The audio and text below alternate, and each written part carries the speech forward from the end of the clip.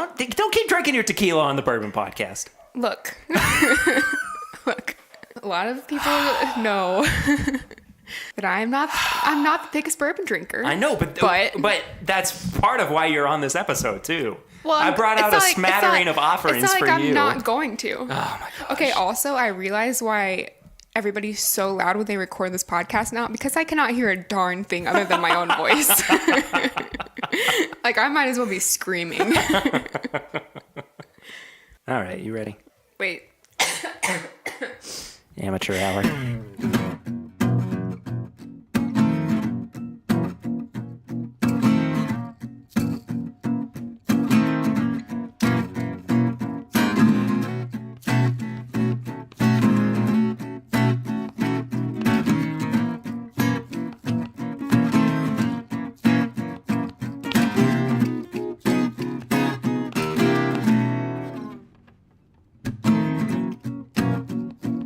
Welcome back, everybody, to another episode of This My Bourbon Podcast. I'm Perry, I'm your host. And I have a semi-returning guest on the show. She was on before, but she wasn't drinking. Just want to go ahead and establish that. This time, though, it's full-on bourbon. None of this tequila crap that she has apparently been drinking beforehand.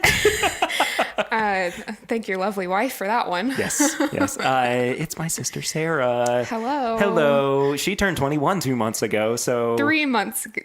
2 months ago. It's been 2.5 months ago. It's been a minute. I'm a veteran now. Okay, wow. You're really giving yourself a lot of credit there. We've been saying for a while that Sarah was going to be on the show when she actually turned 21, and we were going to drink some bourbon and talk something tequila. really cool. Not tequila. I'm going to make that clear. We're going to talk something that was really interesting for the both of us, and I'm pretty excited about it. But before we actually get started...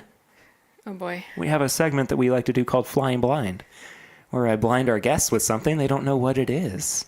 Okay. All right. So Sarah has a couple, well, not quite a couple ounces, maybe about 1.5 ounces in her This Is My Bourbon Podcast glass. Which you should sell. I would love to sell it sometime. Yeah. I'm considering that, but... I mean, I would exclusively drink bourbon out of this. Not tequila. And that's kind of the point, isn't it? It's a little fruity on the nose. I smell caramel. I do as well. It also has kind of a funky mustiness to it. It does. It kind of smells like our grandmother's house. It does smell like grandma's cabinets. We don't call her grandma, though. No, it's Mimi. I feel like it could have come out of her cabinet. Oh, I think so as well. All right, Are you playing a trick on me? No, I am not. It tastes just as musty as it smells. I agree. But it's good. It doesn't burn. It reminds me quite a bit of the nose, actually. I think that it has a lot of what is prevalent on the nose in some of that caramel and some of the graham cracker notes as well. I think when I say graham cracker, it's actually kind of leaning a little bit more s'mores-y. I was just about to say that if I were going to drink this anywhere, it would be around a campfire. Yeah, I think so, too. Yeah. I bet it would go really well with a cigar, too. We do like a cigar. Oh, man. I love that. This is actually one of my... I really like this compared to some of the things that I've tried. I really just don't like the burn. Sure. So anytime that you give me something that doesn't burn, I'm all for it. Well, I'm fine with that. This is very drinkable for me. For somebody who, sorry everyone, doesn't drink bourbon a whole lot. I brought you on the show for a reason. We're gonna work on that a little bit, but look, we'll get there. Look, don't look me. We have a mutual respect for each other, Perry. And we're gonna put that to the test. I respect your taste. You respect mine. I'll bring you on my wine podcast, dropping January 1st, 2020. Is that official? Are you really doing that? No, I have been thinking about starting a podcast, but what kind of podcast would you do? Well, I don't want to give away too many details, but fine. I feel like I could bring a lot of your audience over to something that I would do just because your people are so awesome. You heard it here first. Actually, not first. I've said that a lot. You guys are awesome. Yeah, shout out to everybody that I was able to meet in Louisville. Yeah, and everybody... To my bourbon moms. We've been talking about this episode since at least then. I think I was trying to keep it kind of a secret, like what we were going to talk about, and I don't think it was kept secret. Not really. No. After But everybody, my $90 bar tab that night. You can take that up with yourself, all right. Oh, I have. But everybody's been really excited about this episode, and I'm pretty excited to get into it as well. But we're not quite there yet. No, I don't want to mess up your flow here. This is to close out Flying Blind here. This was a sample bottle that was sent to me by our listener Joseph Brazo, who's going to be here in Lexington next month. I'm really excited to see him. Ooh, can I meet him? Sure, why not? We're friends on Facebook. Yes, yeah, you are. Yeah, he's cool. All that he did with this bottle is he just labeled it "Drink Me." I think I saw like a picture. I have no idea what this is. Wow, I feel special. Yeah. You're just as blind as I am with this one. It kind of tastes like scotch, too. Maybe in some of the earthy flavors. Like the 2 times that I've had scotch. I could kind of see that in some of the earthier flavors, but overall, I think that it has more bourbon characteristics to it than it does anything. But anyway, Joseph Brazo, you're probably going to let me know here in a little bit what it is because it's really freaking good. Shout out Joseph. Yeah. Thank you so much for sending this. He sent me Isn't a bunch he an of orthodontist? Yeah, he sent me a bunch of Brazo orthodontic swag as well. He sent me a hat. Oh, that's right. You posted in a page. Yeah, one of the pages. He sent me a hat. He sent me a shirt. He sent me a couple of water bottles. He sent me some beakers so I could do better with blending. So Joseph, I'm in college. I can always use a water bottle. Like keeping hydrated in college is always key. Yeah, it's important. Anyway, so that was Flying Blind. Before we get to the topic, though, Sarah, I gotta ask you. Do you have a sponsor or something? No. What have you been drinking recently? What have I been drinking? Well, I get the feeling this answer is not going to be about bourbon. Well, I mean, for my birthday, you gave me a bottle of Turkey 101. I did, yeah. I drank the whole thing by myself. Not in one sitting, of course. I would be dead. Our parents would kill you. How is that my fault? No. Aiding and abetting. No. You're old enough to make your own decisions about that. Don't put this on me. Well, this is why we waited until you were 21 to be on the podcast. Continue. What else have you been drinking recently? I drink wine mostly. I drink vodka. This is my vodka podcast. Yeah, about that. So here's the deal. I just have a hard time with the dark liquors. It's okay. Not so much in the moment, but the next morning. That's fair. Well, I'm sorry that tomorrow's going to be a little bit rough for you, but... I mean, I have prepared. We'll get there together. We shall. Great. Good talk. Yeah, great talk. Great talk. I wish I could give you like a good wine recommendation, but I'm, like I said, on a college budget. There's some good cheap wines out there. I love a $2 chuck from Trader Joe's. Trader Joe's, there you go. Yeah. Target actually has like $2 or $3 wine now too. Maybe it's $5. Target actually has a pretty good liquor selection. I've been surprised by them. I was in Target the other day and I was gonna text you and see if you wanted me to look for anything, and then I realized I didn't have my ID on me, so that was out of the question. Because I still kind of look like I could be either 18 or 25. Like it's anywhere somewhere in between. Yeah. It's always a toss up whether or not somebody's going to ask you for your ID. I get or our father will be having dinner and he'll be like, she just turned 21. Like, Anything else? You been drinking anything else? You ever had a White Claw? Can't say I have. That's is it a probably, vodka drink? No. What is it? It's spiked seltzer.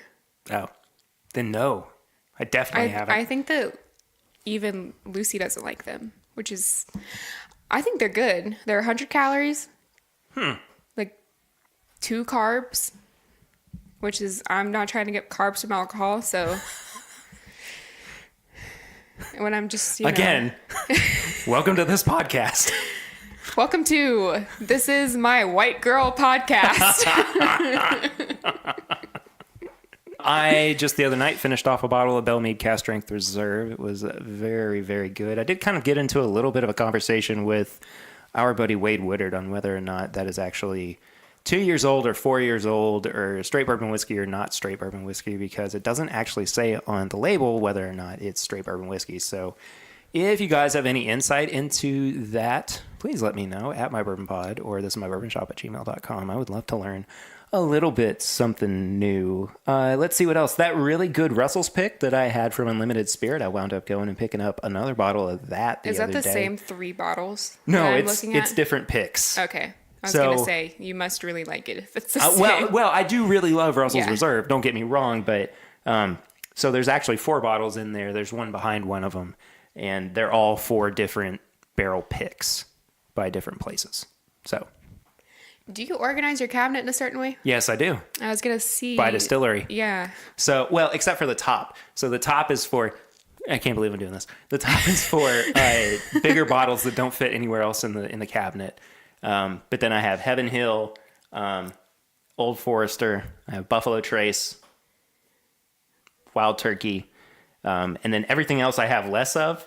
So like there's a little bit of Makers, there's a little bit of Four Roses, there's a little bit of Jim Beam, there's a little bit of Woodford, and then like the bottom is just kind of mishmash of certain stuff. Which you can't see. So yeah. Anyway, it's beautiful. That's like my arrangement. Really nice to look at, honestly. Oh, thank you. It's very satisfying once I get it all reorganized and set back up. No, this room is so from where it started, which was not a whole lot. Painstaking hours into you and Granddad. Yes, we painted a lot. What a whirlwind of a couple days. We painted a lot in that 48 hours. It's like the week before Christmas. Yes, it was. Anyway, so before we get into this, would you like to try something else here, Sarah? Yeah, should I knock the rest of this back? Well, you can. It's up to you. So a swallow. So I wanted to do something kind of different for you as well, because I don't really know what your palate's like. I don't know what you do or don't like other than Turkey 101. I just told you that I don't like anything that burns. Yes, I know, but there's more to it than just whether or not something burns. So I wanted to kind of offer up some different things. Okay. And the first thing that I wanted to offer to you, I feel like everybody should have this experience when you turn 21, because I feel like when you turn 21, they're like, here, drink some blue sugar. Ugh. And you're like, okay, what else? What else is there to be offered? So this is an Elijah Craig pick from OBC. I learned a lot about Elijah Craig in the making of this podcast. Did you really? I did. Huh. I don't know exactly what you did for this podcast, but I don't know what you did either. One step at a time. So the first thing, we'll take it slowly. I just poured it, like I said, an Elijah Craig pick from OBC. So we're going to be sipping on that while we chat. Mm-hmm. And we did something really different for this episode. This is groundbreaking. I'm really excited about this. So when Sarah and I were setting up this episode and we were trying to figure out what exactly it was that we were going to do, I kind of had this idea for different legal cases. I think we came to it together. I don't know where it came from, honestly. Me neither. It doesn't matter. We were probably drinking, honestly. Probably. So the idea was different legal cases or high profile legal cases in bourbon. And what we were going to do is we were both going to wind up doing researching different topics and then writing a report on them and talking about them on the actual show. We made sure via Lucy that we didn't have the same topic. We don't have the same topic. I know that much. She tried to trick you. Yes, she did, and I was not happy about it. Anyway. My case is extremely, like Casey? Yeah, but also you have to take into consideration that this is what I do. Well, sure. For those of you that don't know, which is probably most of you. Yeah. Explain to them why this is what we wanted to do. I am just, as of a couple weeks ago, a senior at UK, University of Kentucky. Woo. You have a sister that's a senior in college. And I have a brother who's in his third year of grad school. Second year of grad school. He's about to go into his third year. No, he graduated last year. Oh, yeah. Anyway. I'm a political science major. I love law. I love court. I love true crime. My largest podcast love, sorry, Perry. It's all good. I know my lot in life. Is true crime. We can talk about that later. Yeah, that's for tips and bits. Yeah, tips and bits. Got lots of things to say for that. But I think that I'll try to keep my opinions out of this too much, but I like how law is interpreted over how law is made. So it's really interesting to me to look into cases that have to do with bourbon, especially because we have so many roots in our family. Like, Heck yeah. Yeah, that actually is. We'll talk about that more That's in a second. that's a conversation for a different day. But well, we're gonna talk about it because it has to do a lot with what I'm gonna talk about. What? Okay. Awesome. So I have. All right. Like I didn't. So a lot of what I do at school is I brief cases. We have to read the longest cases you could ever imagine. Mostly they come down from the Supreme Court, and we brief them in a 1-page summary. And that's kind of what I've done here because it's what I'm used to, and I'm gonna try to keep the legal jargon out of it because at this point I don't even really understand all of it. But I mean, Google is always a friend. So tell me, what was it that what did you report on? Well, Perry, I'll start by asking you this. Oh, is this how we're going to get on topic? Yes. You're going to ask me a question? This is very do go on of you. All right. So when we were growing up, what was our father's drink of choice? Maker's Mark. Specifically, On the rocks with a splash of water. Yes. I could tell you that half drunk in my sleep. I could... Like, I don't know how many times I heard that growing up. Maker's on the rocks, splash water. So it's kind of ironic because your dear wife poured me a tequila before this. And this case is Maker's Mark Distillery v. Diageo North America Incorporated. Okay, yeah. Which is Jose Cuervo. And they also own Bullet and a slew of other companies as well. I did not know that. Yes. Diageo is the owner of Bullet. Oh. Yeah. Interesting. That's actually really interesting because you wouldn't think that they would have allowed what happened to happen. So back in 2003, I was 5 years old. Maker's Mark filed a complaint to the Western District Court of Kentucky, which covers Louisville, Paducah, Bowling Green, and one other. Elizabethtown? Probably. Sounds about right. They filed a complaint because Jose Cuervo was releasing this reserve tequila that very closely resembled the Maker's Mark drip. Which, by the way, is 100% illegal because they have a copyright claim on the Maker's wax strip. And we'll get there. Sorry, I'm jumping ahead. Go ahead. I know that this isn't the first time that this has happened, but I kind of wanted to put an asterisk on how important images are to bourbon. Because... Heck yeah. I mean, think about how much... Like, if you can think of one thing that describes our dad... You think Maker's Mark, because that's what we grew up seeing, you know? Sure, yeah. So, and like, I think to that point, too, it's not just, like the personal relationships that you develop with it, but just like the brand identification. And I mean, I'm as you all know, I'm a graphic designer by trade. So when I think of, identifying marks, it's not necessarily the logo for Maker's Mark. It's more so the image of the wax strip. So if that's important to their brand, of course, that's going to be something that they try to defend. And they use almost the exact wax strip. It was red. It was stamped. Jose Cuervo did? For a Really? tequila. And like, you rolled your eyes just now. Mm-hmm. And it's because you take personal offense to it. Like... Even if I didn't, I think that there's still a level of how did this get past enough people to go, it's fine, don't worry Well, about especially it. because Bullet is under the same corporation. Sure. You know? Sure. So I'll kind of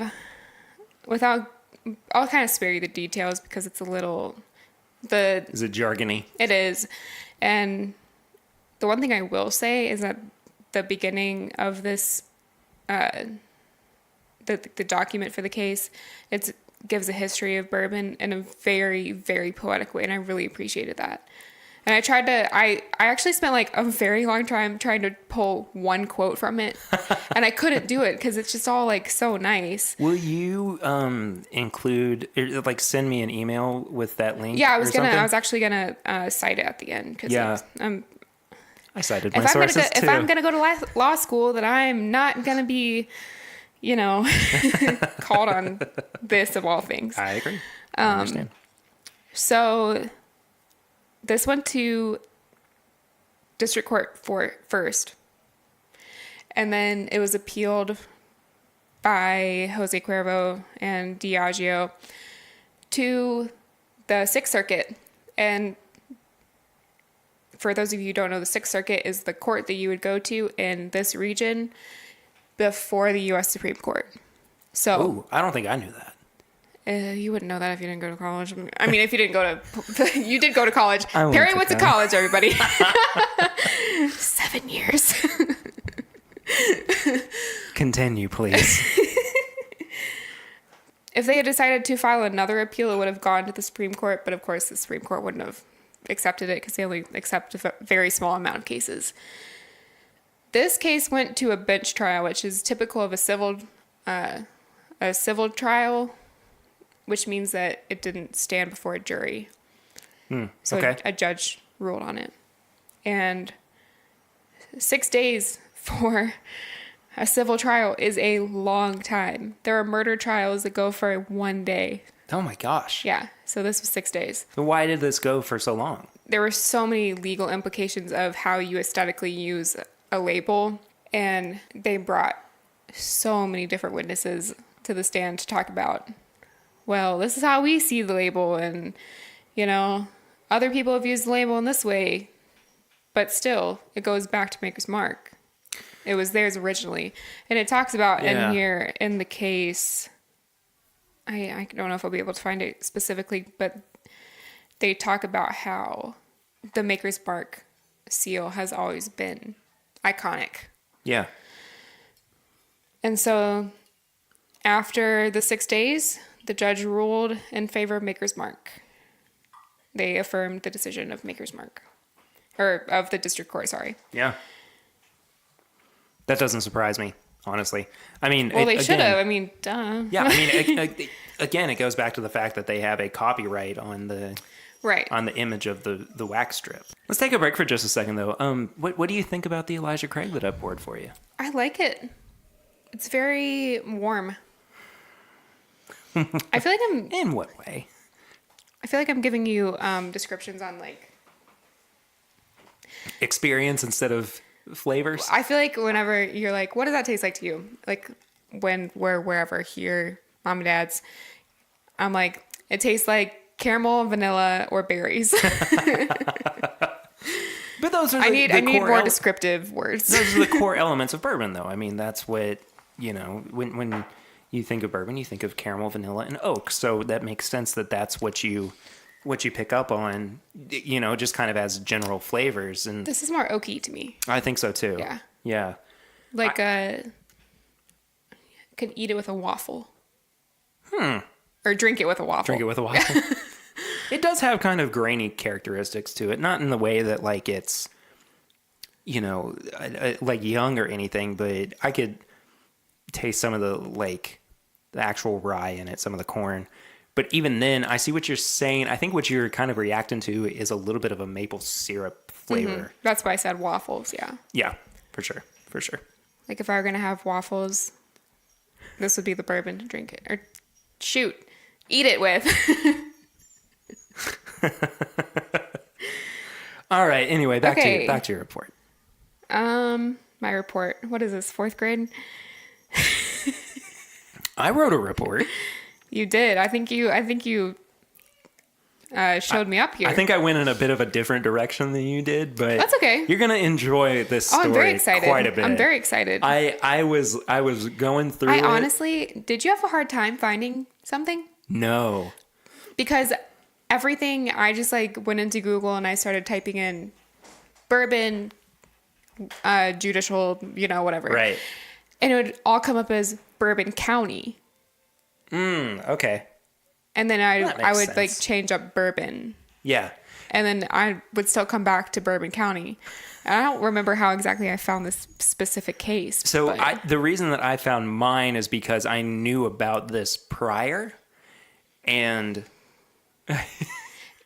that's the thing, is that I had an idea of where I wanted to go with it. I had a couple different ideas, but when I actually selected what I did, I thought, "Ooh, this is fun." See, I think who was I talking to this about? I think it was when we were at Idle Hour, when we went to that Marianne's thing. You remember? Yeah. Uh-huh. I think I was talking to, it was like her manager. Sure. You remember? Yeah. He was like, if you feel passionate about going into law and you like bourbon and you like the heritage of Kentucky, distilleries need attorneys. Yes, they do. And I was like, wow. I had never thought about that. And Hey, you should do that, Sarah. I would love to. I mean, it would be so fulfilling to me. Be awesome. If you were ever to expand your horizons into distilling. To have my own distillery? I mean, Perry, like you're not. I think I'm sweating now. I think that one got me. We'll talk about that later. You're only 20, however, years old. Yeah, but anyway, where did I leave off? In the suit, Maker's Mark filed for an injunction, and what an injunction is a legal warning to the other party, saying that if you don't remove a logo or something that's been copywritten, then we have the right to sue you. And in the district court, this is interesting to me, in the district court, they did not allow the injunction to go through, but in the circuit court they did. I don't really know why. Okay, well, I guess it's because the circuit court probably saw it as a more of a problem, but then once it got to the district court, they didn't think that it needed to go any further, right? That's true. I didn't think about that. But Maker's still won, though, right? To me, I kind of see it as it's kind of two-folded, where the circuit court didn't want it to go any further because they didn't see a reason for it to go any further. So if an injunction is issued, they kind of can't push it any forward. Like Jose Cuervo can't push it to the Supreme Court, which they would never do. Like, you're not going to mess with the Supreme Court. Well, sure. And then the other side of it is kind of warning to everybody else. Don't mess with us. Yeah, don't mess with us. Like, we can lawyer up on you. Like, which, of course, Maker's Mark always will lawyer up when they need to. Yes, they will. I think one thing that I also learned that was interesting is that the number of cases that distilleries go through every year.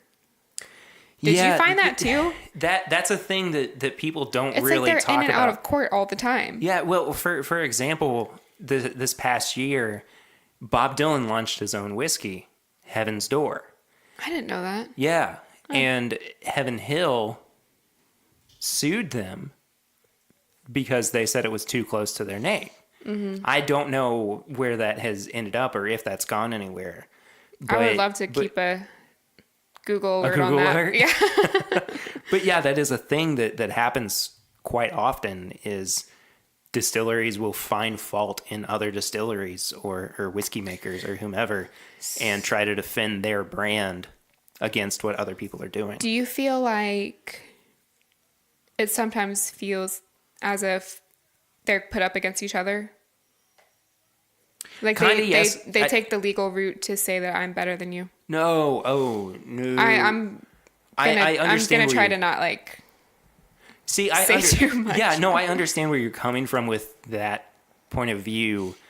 I don't necessarily feel that way though, because do you feel a camaraderie between Yeah, for the most part, distilleries, at least Kentucky bourbon distilleries, have a pretty good relationship with one another, and have for a really long time. And sure that there is this sense of competition, but what you may not know is that Jimmy Russell, who is the master distiller at Wild Turkey, is really good friends with Fred Noe, who is the master distiller at Jim Beam. I didn't know that. Yeah. Yeah. Like they have a really good relationship with each other. And before Fred was his dad, Booker, he had and Jimmy had a good relationship with Booker as well. And so like Bourbon's such a name game. I know it is. but there's this like multi-tiered level of people being able to get along. And a really good example of that too is in 96, I think it was 96. I know that people are going to be yelling at me for this. Shut up, there it's was my brother. There was a massive fire at Heaven Hill. I remember. I think I've heard of that. Yeah. You can't remember it. You weren't Well, alive. I know. remember you talking You remember about hearing it. about it. Well, one of the things that I actually pulled out is a pre-fire offering for you to try, because I'm curious how you might respond to some older products, some dustier products. When that fire happened, though, there were multiple distilleries from around the state that came together and helped them out, that donated barrels to them. Wow. So that they could continue to profit and help to try to rebuild. That makes me want to cry. But the point is that there is a good relationship, distillery to distillery. But when things come up like that, I don't see it as personal. I see it as trying to defend what you've built, and it comes back to community. Exactly. Yes. Yeah. And I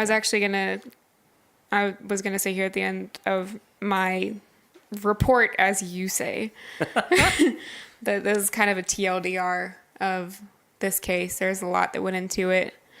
People go to court because a family loses their child in an injustice situation, and they have the courage to sit before a jury and listen to the details of a case that is so personal.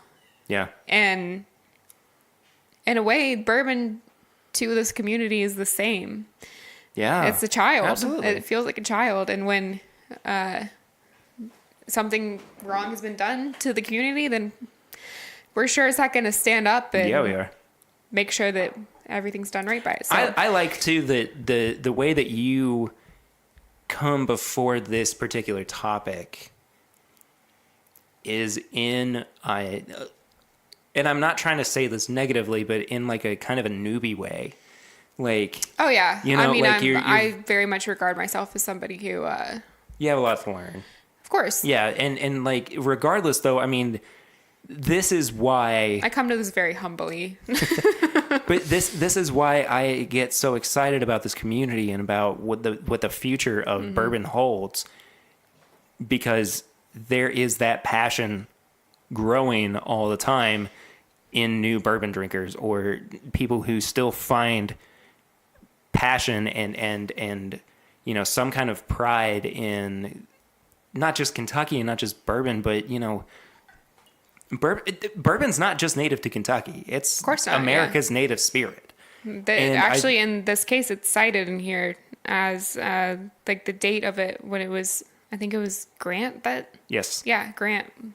Was it Grant or Taft? Taft. Sorry. Yeah, it was Taft. See, I know my stuff. Ulysses S. Grant was also a bourbon drinker. That's why. Yes, he was.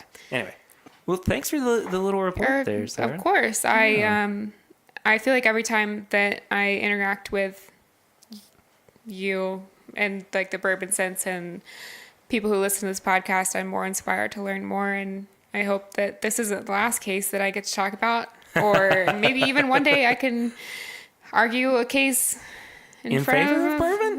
Oh, that would be awesome. That would be so Perry cool. would be like, "My sister's the attorney" T-shirt. I'd be in the front row He'd be in like, the courtroom. "Yeah!" I'd have like a sign. I'd be all painted up. He's like, "Perry, come on." But I mean, honestly, of all the directions that I could take my career, it'd be one of the ones that I'm most interested in. So Good to hear. I'm very glad to have learned about this case, especially something that hits so close to home for us. Amen to that. Yeah. Well, as we transition, Sarah, would you like to pour something else? Sure. All right. So I went ahead and I finished poured... everything that you poured me, so I'm proud of you. You should be proud. I'm proud of you. I'm starting to perk up a little from my current hangover. Yes. Well, I poured some of this pre-fire Heaven Hill since we were talking about it before. So is this it? It is that right there. Yeah. It's what is, now the green label 90 proof. It's still green label and it's still 90 proof from back then. But it doesn't carry the 6-year age statement that it does now. What does that mean? Well, it means that it's at least 6 years old. Oh, that would make sense. All right, so here we go. So for those of you who don't know, including it smells very Sarah, much like the first one. Yeah, it also smells kind of dusty. Yeah, kind of musty and funky. But it's gonna burn, I can tell. I don't think so. Everybody's gonna be like, "Can she shut up about it burning?" It's supposed to burn. So here's the thing about age statements. They, of course, indicate how old a bourbon actually is. If it's under 4 years old, it has to have an age statement on it. If it's under 2 years old, it can't be called straight bourbon For whiskey. what reason? I know why it can't be called straight bourbon whiskey, but why can't it? Why does it have to have the age on it? If it's between 2 and 4 years old, yeah. No. If it's under 4 years old, it has to have the age statement on it. Just so people know. You mean, say it's like 9 months old. You have to indicate that. It's a human child. Yeah. Sure. But over 4 years old, it doesn't have to have the age statement on it. With something like Bottled and Bond, it's pretty much assumed, unless it's age stated, that it is at least 4 years old. It just kind of depends on it has to come from a single distilling season, which is a whole nother thing to get into. And it's funny because all of these regulations come from law. Exactly. Yeah. The Bottled and Bond Act. The Bottled and Bond Act of 1897, which is actually not what I chose for this. I almost did. I almost did too. I feel like as much as everybody knows what the Bottled and Bond Act is, you don't really know what it is and the history of it. So maybe if I'm ever back on here, which I'm sure I will, of course. What? Well, no, this doesn't have a burn to it at all. No, it doesn't. It smells like wood. Yeah. But it's this is a very easy to drink pour. I could really get in trouble with this. But I like the first one the best. I really would love to know what that is. But anyway, enough about the regulations of bourbon. That's a conversation for another time. Would you like for me to get into my report? Yes, of course. All right, so you started with a question. I wasn't going to originally, but I figured I may as well start with a question. We love a question. Anyway. So, Sarah. Okay. What bourbon retails for around $250? Pappy. Dang it! I didn't even finish my question. Oh, I feel like there's so much to talk about here. Yeah, so we're talking about the Great Pappy Heist.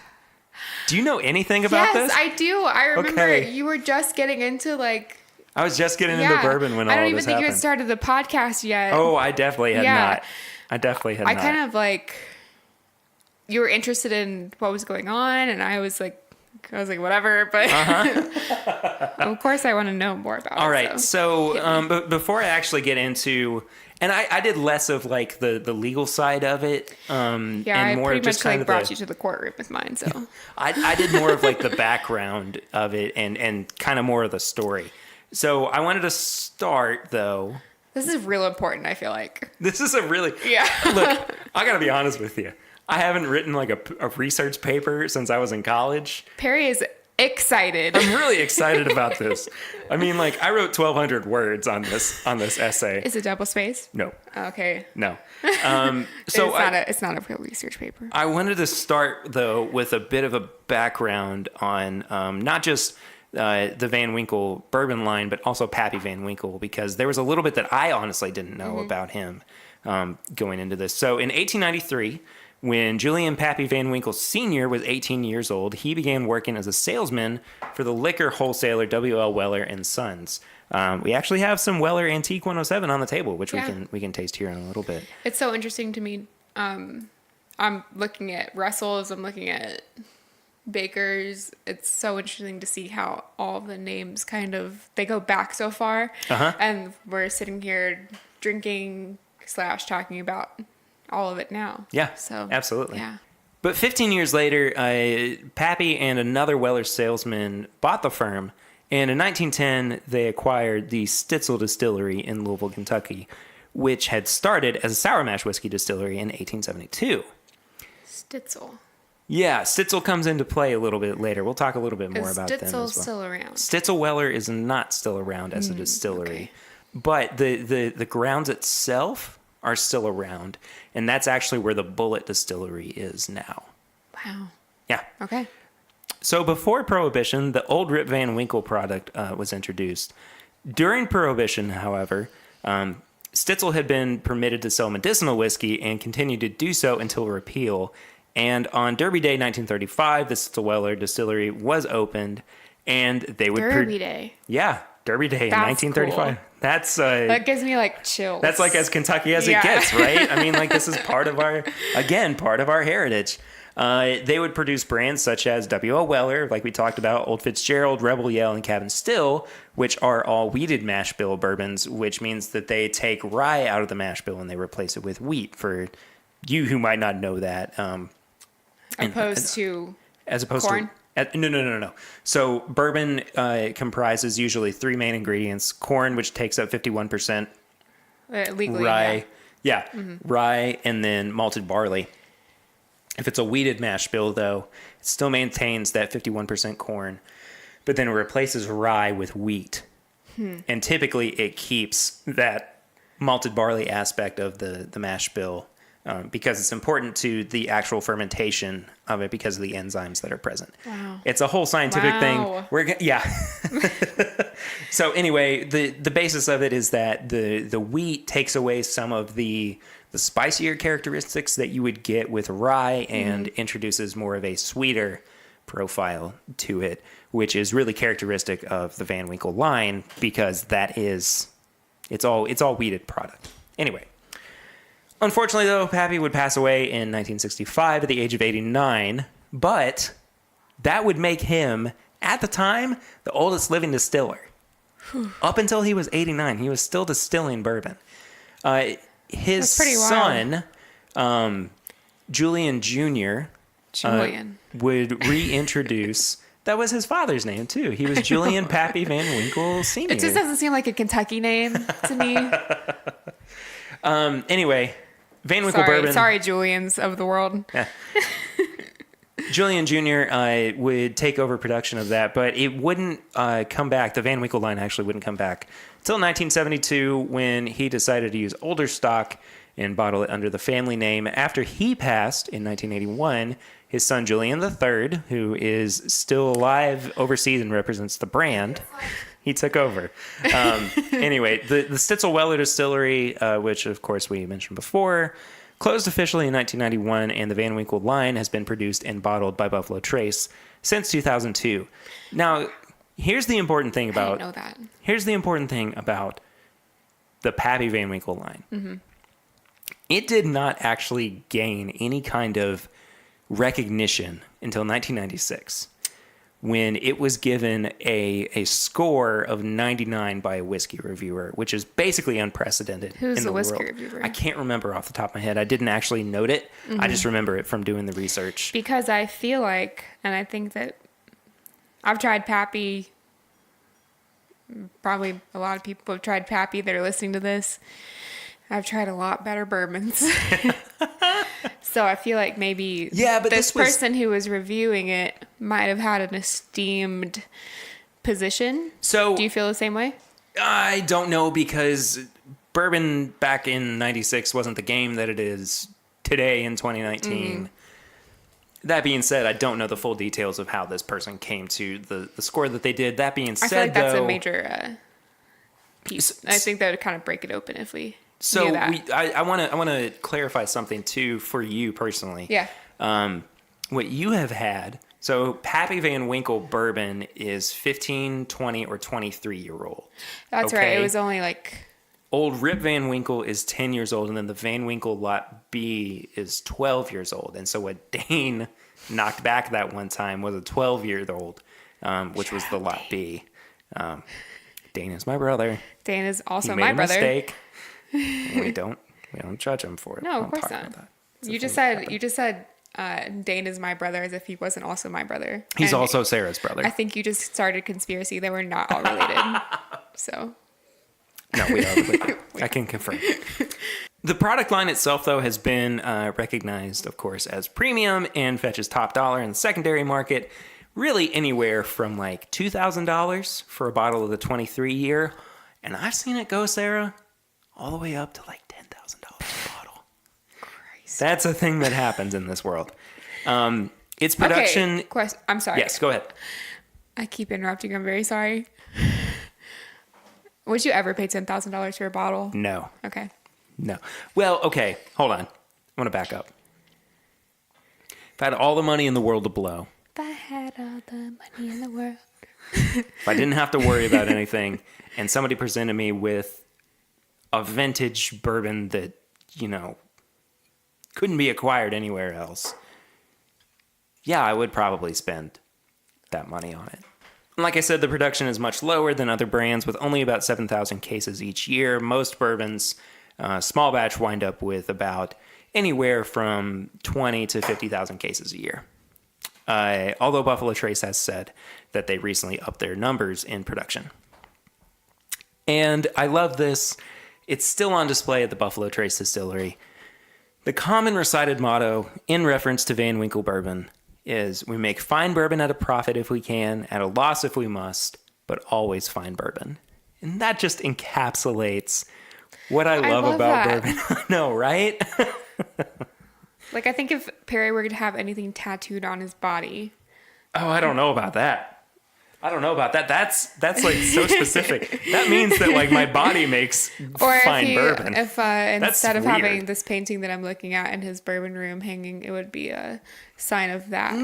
That would be amazing. It would. Yes. You could like, not even a painting. You could like do it out of wood, like have it cut out of wood. Like branded into it. Heck yeah. Okay, well, you have a birthday coming up, so I'll Dude, see what I thank can you. do. All right, thanks. Yeah.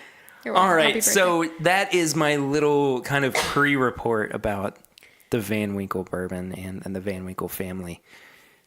This is where things get fun. This is where the heist starts. So it all begins in 1969 when Gilbert Toby Kurtzinger was born. This went back to 69? Well, Okay, continue. I'm getting there. Gilbert Toby Kurtzinger, who was born in 1969 in Lawrenceburg, Kentucky, not far from the Wild Turkey Distillery. More on turkey later. Shortly after he graduated high school in 1989, he began working for Buffalo Trace, which at the time was known as Ancient Age, and eventually worked his way up to a senior employee where he worked in shipping. When asked about the heist, he responded with, "I ain't totally innocent on a lot of this stuff, but I ain't the only one that's guilty." OMG. This is what I live for. So the criminal ring. This is the Kentucky, like... This is Kentucky Anna This is Kentucky. stuff right here. Yeah. This is like Kentucky too. I mean, like, if there were ever going to be a Like Kentucky crime ring, this is it. This might as well have been, like, anyone. Look, by the end of this report, if you don't come to the same conclusion that I have, that this could be a movie someday, No. I'll be very surprised. I'm going to go ahead and say this before you even tell me the whole story, that this could be a serial type podcast. So the criminal ring ran from approximately 2008 to 2015, but the roots go a little bit deeper than that. Kurtzinger's criminal activity allegedly began in 2003 when he was reassigned to work with bourbon barrels that, quote unquote, didn't meet quality standards. Cute bad boys. I'm going to ignore that. He joked with his supervisor that he should just be allowed to take some of these subpar barrels so that Buffalo Trace just wouldn't have to worry about them anymore. Much to his surprise, his boss obliged. His boss just said, "Yeah, go ahead and take these barrels. They're yours." Let me just say, there's probably some money involved. Yes, he did actually. I think he's quoted as saying that he made a little bit of money off of this. A little bit, and Yeah. yeah, quite a bit of money. Until he was busted, he would often brag that he was in possession of about 20 cases of Pappy in his basement. And while his major claim to infamy was the stolen bottles and cases, along with some other brands such as Eagle Rare and some Russell's Reserve, he was also involved in trafficking controlled substances, such as anabolic steroids. Oh, no. More on that later. Okay, that kind of... I'm not going to say anything. It gets worse. Kurt Singer was reportedly very hard to deal with at work and would often raise suspicion as to why he concerned himself with certain issues that were going on at the distillery. Could it have been because he was taking steroids? Yeah, it's possible. I'm not going to comment too much on that. He would repeatedly take tubes out of fellow employees' tanks, which would cause alcohol to spill and would, of course, make them look bad. And then he would try to make himself look better as a response to that, so that he could continue to work his way up in Buffalo Trace. Now, there was one occasion, too, where he actually kind of got upset with a supervisor. What a piece of... When his supervisor noticed that there was some of the Pappy stock a little bit lower than normal, and she found a supply hidden under a warehouse guardrail and moved it back where it was supposed to be. And, of course, Kurt Singer got angry with her and berated her and demanded to know where she had moved it. And this led to her growing increasingly suspicious about his actions and motivations. Big ups to her. Yeah, okay. And that woman power. Also, I'm going to take a little sip of this Weller Antique 107, by the way.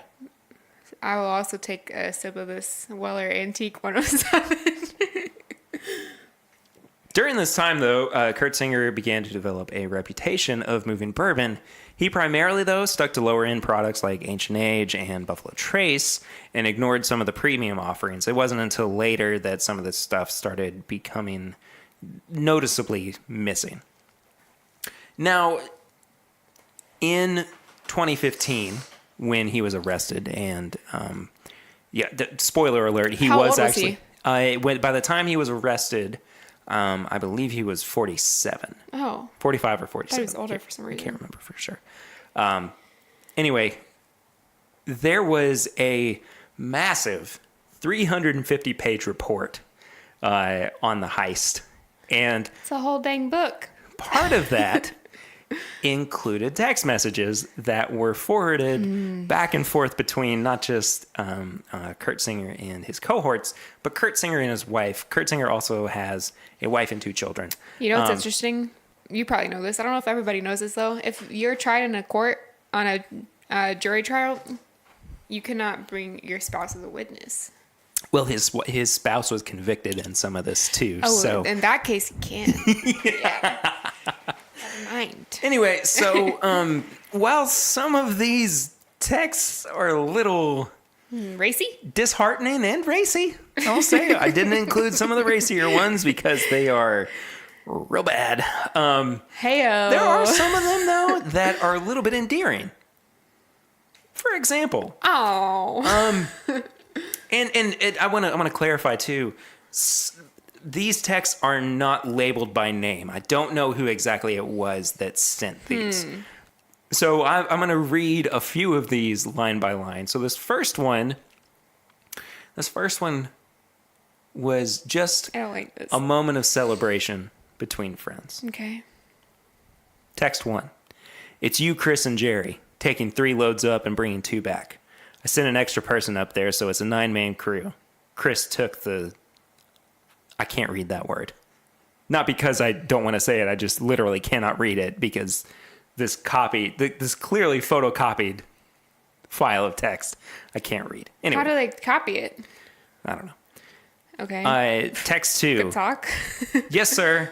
I was going to holler at you, but was going to wait until after the holidays because I didn't want to bother. Text 3. Okay, buddy. That will work. Thanks, man. Text 4. Yes, sir. Happy holidays, partners. Text 5. The same to you, buddy. This is so incriminating. It's so funny because there's just like this, like... It's like like you don't want to feel too bad for them because they clearly are like trying to, like they still care about each other, but at the same time, it's real chummy. It's very chummy. Yeah. But at the same time, they stole a lot of stuff. A lot of like important stuff. Now, here's the thing though. Some of that disheartening stuff, it was bad. And a lot of it had to do with their steroid use. Oh no. It's never good. Text 1. Yeah, D-ball has always been great. Anadrol is best, but makes you go insane. Text 2. Haha, it probably has insane amounts of testosterone in it or something. D-ball has high amounts of estrogen in it, doesn't it? Text 3. Yeah, but it's really anabolic too. If you took a high dosage, you could get... Oh no. You could get gyno. I don't know what that means. I had it, and it sucked. Gyno? Text 4. I feel like that might have been like a... Don't know. Text 4.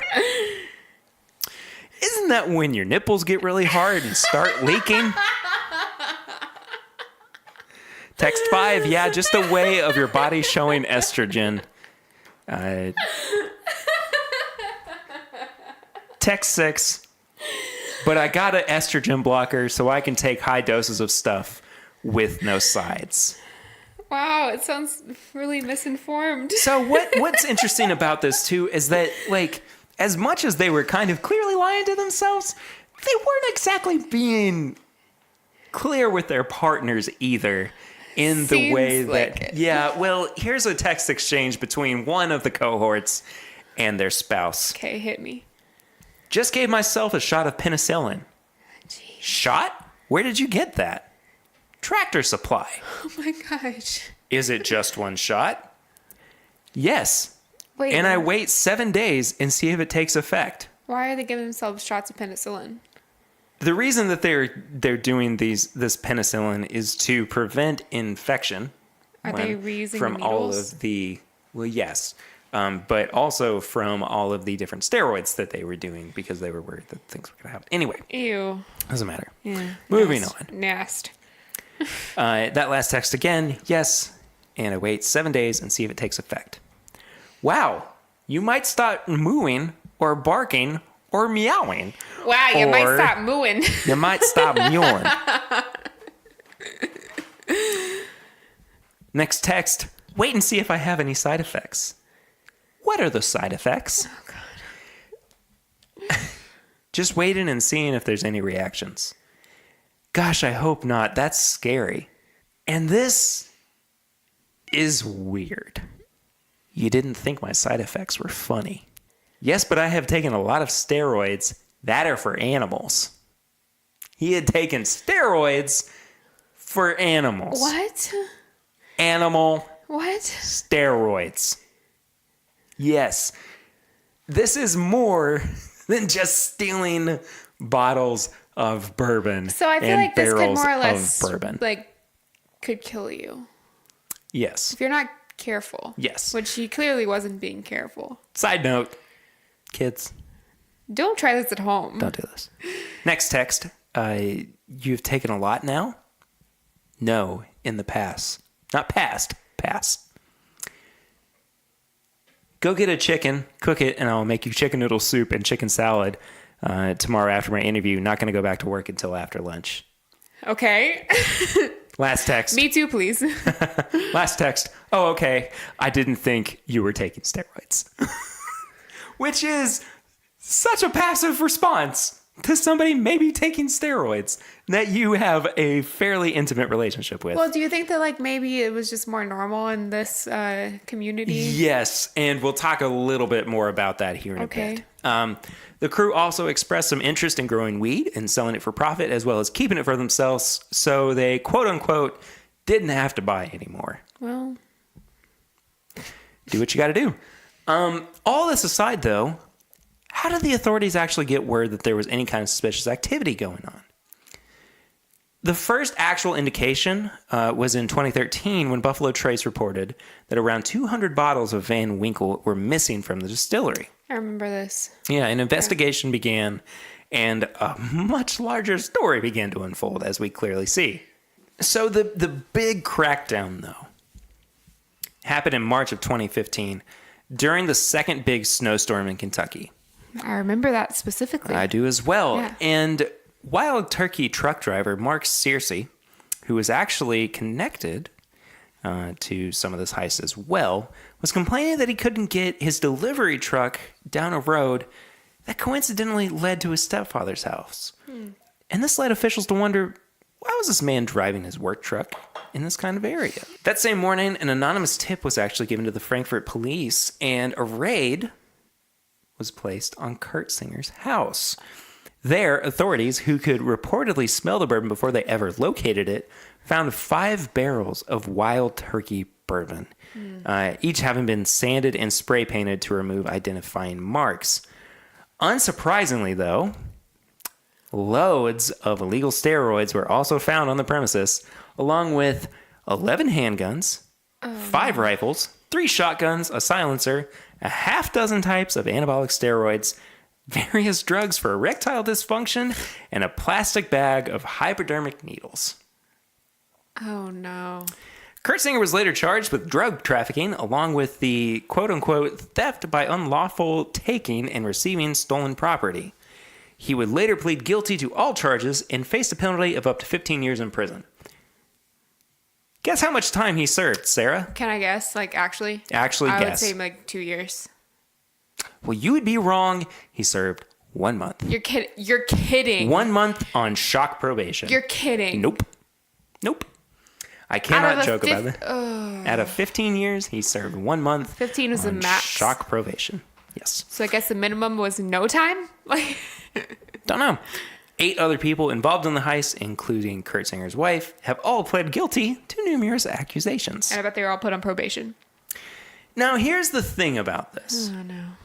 There is no solid evidence that indicates that Kurt Singer was, in fact, the kingpin behind the disappearance of the missing It's all Pappy circumstantial. Van Winkle. Actually, it is. Mm-hmm. Despite the way that he boasted, the pictures that they found on his phone of multiple bottles sitting on his truck bed, and his erratic behavior at the distillery, there is nothing conclusive that points to his guilt in that particular crime. On what? Well, there's nothing that actually points to him. I see. Okay. Regardless of, I don't know, what their interviews were like with witnesses. Might as well have just been the person who was driving the truck. Potentially, but what it is that he was convicted of other things, But in terms of the Pappy itself that was stolen, that's never been recovered. That's never been resolved, even though officials have said that it was unequivocally resolved. It wasn't unequivocally resolved. There was no location of the bottles. They just assumed that because he was associated with Buffalo Trace during this period, and the fact that he already had these outstanding allegations against him, that he must have been the sole mastermind. To me, the evidence is damning. This. I think so too, but at the same time, we're convicting him based on circumstance as opposed to hard evidence. Mm-hmm. So, we would have to, and I mean, yes, he has been accused. You can't convict somebody on circumstance, right? And he's been accused of moving barrels and moving bourbon and all this stuff. Sure, he had multiple barrels of turkey bourbon in his backyard under a tarp, but that doesn't mean that he stole or sold or traded or whatever the Van Winkle that was missing. It's where you reach the question of what you want to believe over what can actually be taken into consideration in conviction. Yeah. But you can't take that into consideration if you're going to try to convict him. So here's the thing so about... frustrating. Yeah. Here's the thing about the products that were retrieved, though. And we're talking, of course, about the turkey because, of course, there was no Van Winkle. The question is what would happen to it. So it's not something that can necessarily be bottled and then sold to the public because we don't know what might have happened to that in between the time that it was stolen from the distillery and the time that it was recovered by the police. At its base element, bourbon has to be just the water that makes it up, the mash bill that makes it up, and the color that it receives, the age that it receives from the oak. Okay? And the fact that it has to be made in America. Any other additives to it, you can't have to the product itself. So, maybe, where they sanded it and then spray painted the barrels, maybe some of that seeped in. There's nothing that they can do to... no. I mean, but like that's lost product. But even still, I mean, if they added something to those barrels, they can't... Wild Turkey can't sell them. Well, think about paint seeping into something that you're going to consume. Right. Even at its base, like... That's how you get cancer. Like quality control element, it can't be included in that. Right. So... Unfortunately, the reaction and the conclusion was just to destroy the barrels. So was this ever brought before a court? In regards to what would happen to the barrels themselves? Yeah. No. Or in conviction of... No, because this isn't necessarily a legal decision. This is more recovery of stolen property. But that's illegal. Well, sure, but I'm saying that once it's back in possession of the people that it was stolen from, unless it has outstanding evidence against it, it then becomes the property of the person that it was stolen from, or becomes again their property. Yeah. Right. So they have the decision to make, what are we going to do with it? And the decision ultimately is, we can't do anything with it. We have to get rid of it. So there were 5 barrels of turkey that they found at this man's house. Which equates to about how many bottles? I'm thinking of this not in bottles. I'm thinking of it in dollars. Okay. $3,000 a barrel. Wow. So a barrel? A barrel. Shoot. Yes. Okay. And this was in 2015. So $15,000. Yeah, slightly more now. Total probably. that they would have lost. And really, there's no way for them to actually recover it. So to kind of wrap this up, the question is, what's been done to make sure that this never happens again in the bourbon industry? Well, due to the heist and the ensuing press coverage and the recent corporatization, of local distilleries, the bourbon industry is being dragged into the future by a robot forklift. Sazerac, the parent company of Buffalo What? Trace, is spending $70 million on a new automated warehouse. So very soon, the Pappy will be in much safer hands. How do you feel about that? I have an opinion. Don't like it. I don't either. Don't like it. I think that bourbon distilling is a very hands-on process. Well, and I agree with that to some degree, but there is still machinery that's involved, of course, to make it into what it is. I mean, you have to have some kind of machine to read temperatures as it is, being cooked.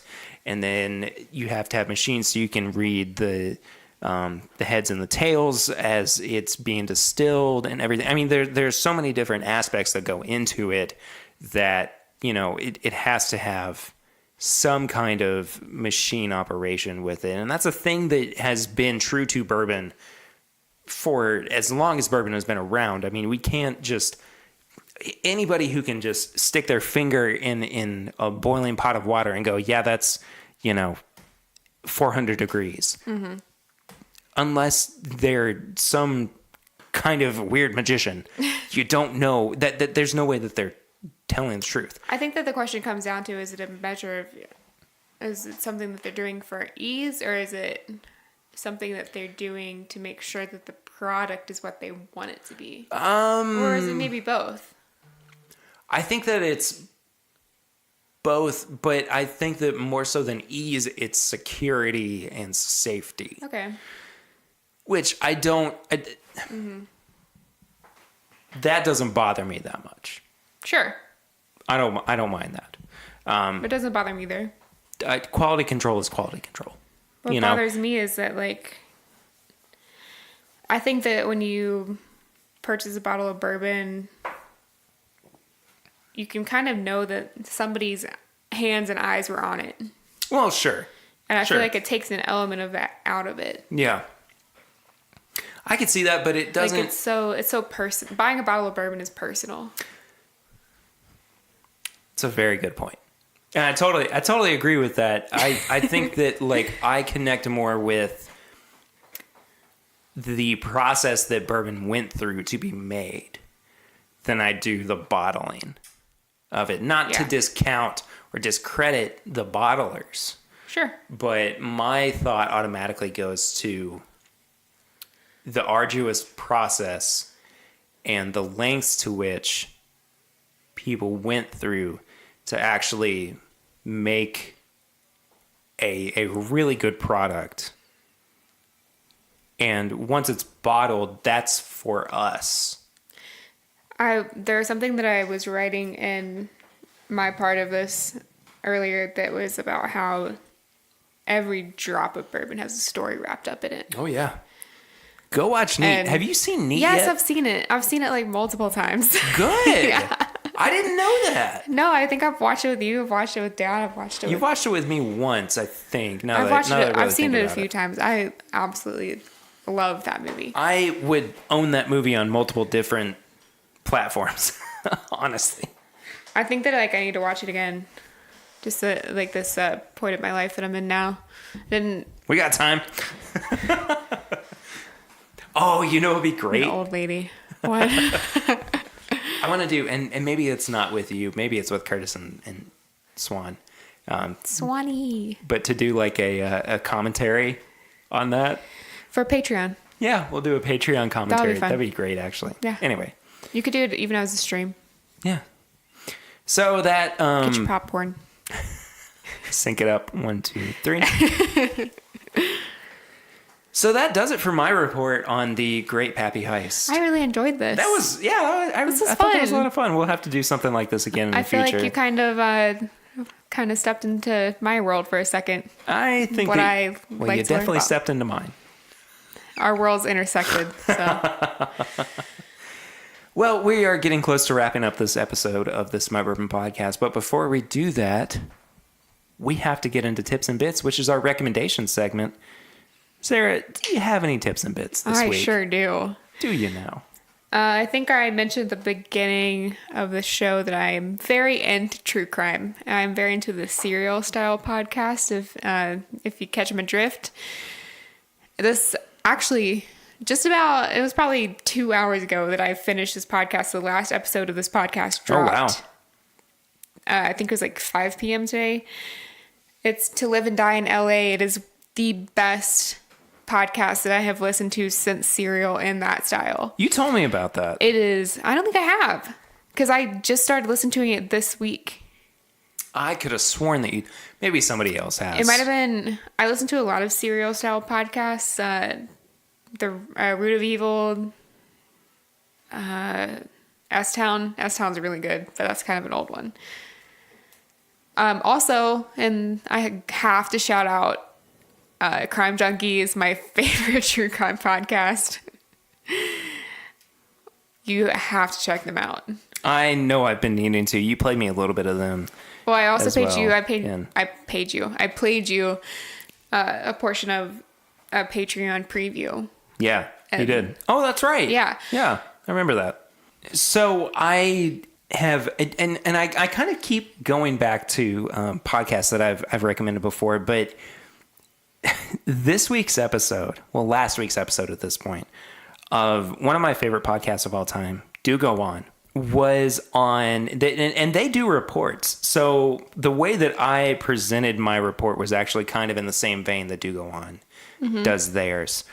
And it was on Marcel Pétiot, who is a French serial killer. Oh, boy. Who has the nickname Dr. Satan. I hate that so much. Yeah, it's awful. But it's a fascinating story. I think actually last podcast on the left did an episode about him as well this week, which is really kind of bizarre that two different That's podcasts. ironic. Yeah, it's very strange. And then the other one, I have never mentioned this guy on the show before. And if I have, it's been a long time. But there's a really fascinating and really artistic musical piece by Sufjan Stevens called Planetarium. Mm-hmm. Have you heard it? Yeah, I have. Oh my gosh. It's absolutely beautiful. So I got to see him perform a little bit of it in Cincinnati a few years ago, probably about 3 years ago. And as great as that entire, I'm going to call it a piece, because I really do feel like it's a piece of music or a piece of art. I would agree, yeah. There is one song on it, and each song is named after planets in our solar system. Saturn. Ugh. That song, when I heard that song live, my jaw hit the floor. I mean, honestly, I was so blown away by it. And every time that I hear this song, I remember that moment and remember how impactful it was, and just thinking like how incredible a really good piece of music is. So it was one of the like monumental music moments of your life. I don't know if I would go that far, but what I would say is that as a musician, I have moments in time where I recognize that I know why I make music, and I know what I strive for when I make music. And it's the same thing with podcasting, is that I have moments where I'm like, this is it. This is the reason why I create and am creative. And that was one of them. I love that.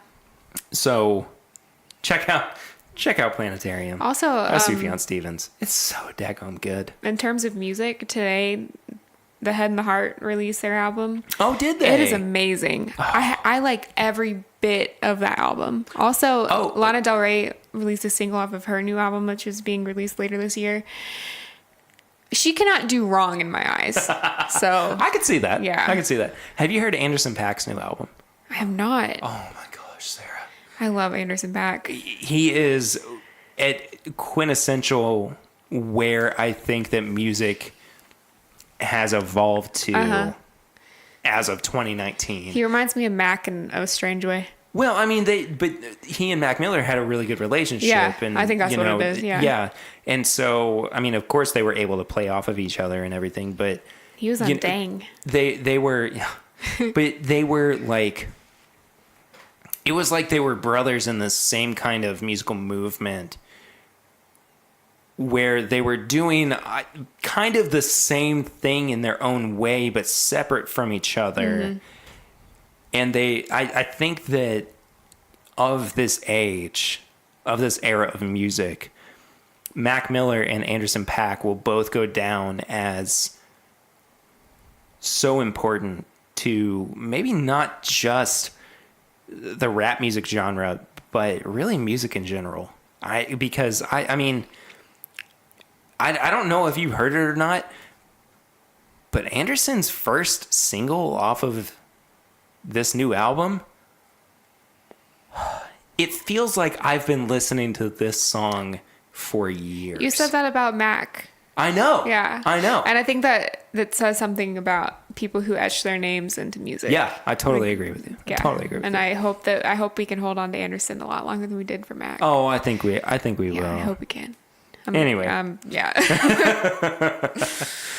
Well, that does it for this week's episode of This My Bourbon Podcast. I want to say thank you so much to Sarah for coming on. Thank you for having me. It's been so fun. It's my little sister. We'll have to do something else in the future for sure. Your little old sister. Yeah. You're always going to be my little sister. You know that. Of course, I know. Do you have any plugs or places that people can find you on social media if they would like to? You can follow me on Instagram at OOH_Sarah with an H 98. What's your Twitter account? Is it Sarah? It might be the same thing. No, I think it's SARRIT 87. That was my original handle, and I was like, nah, we gotta like spice it up a little, streamline it a little bit. Yeah. I think I might have changed it at one point to the same. If it ever loads, okay. No, it's the same. Okay. As my Instagram. Fair enough. Yeah. Yeah. Follow her over there on I'll hit you back Instagram and as well. Yeah. If you want to follow the show, you can hit us up at My Bourbon Pod on Instagram, Facebook, and Twitter. If you'd like to follow me personally, I am at pritter1492 on all social media platforms. If you would like to send us a question or comment about the show, you can hit us up on the emails. This is mybourbonshop@gmail.com, or you, of course, can always send us messages, comments, whatever, on Twitter or Instagram. We really do love hearing from you. Give us a 5-star rate and review on iTunes. That really does help us out. Also, please subscribe to the show if you have not done so already, and tell your friends about the show. It really does help us out to spread the word. Bourbonshop.threadless.com is where you can find all of our apparel and merch. We have some new designs up there currently. Some new ones will also be coming up here very, very soon. I'll let you know more about those probably within the next week or so. And then, of course, the big one, patreon.com/mybourbonpodcast. For as little as $1 a month, you can become a patron of the show. It really does help me out. As much of a passion project as this is for me, I sometimes need a little bit of help to make this show free to you.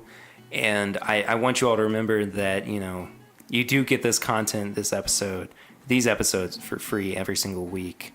And if you have that opportunity to help me out, to show that you can support us in any kind of certain way, and even if you are not able to financially support us, just telling other people about the show, that really does help us out. But again, for as little as $1 a month, you can become a patron of the show at patreon.com/mybourbonpodcast, and you can become a part of a really fun community. Oh gosh, there's 2 more things that I've totally forgotten about. youtube.com/thisismybourbonpodcast. I do live streams every Thursday night at 9 p.m. It's a really fun time. And then also you can search This Is My Bourbon group on Facebook. And if you are a listener of the show, you can become a member of a really fun and awesome group over there on Facebook. We have a lot of fun sharing experiences and pours and, you know, shelf shots and everything with each other. I love everybody who is in there so far. We want to see that keep growing and growing. So if you're a listener of the show, of course, head to Facebook and search This Is My Bourbon group. We would be happy to add you to that. That about does it for this week. I have a very fun episode next week as well, with some special guests from a local bourbon group. Sarah. Perry. Thank you so much for being on this week. Thank you for having me. Yeah, we'll have to do it again soon. I love you. Love you too. Oh my gosh. I will see you next week. But until then, I'm Perry, and this is my Bourbon Podcast.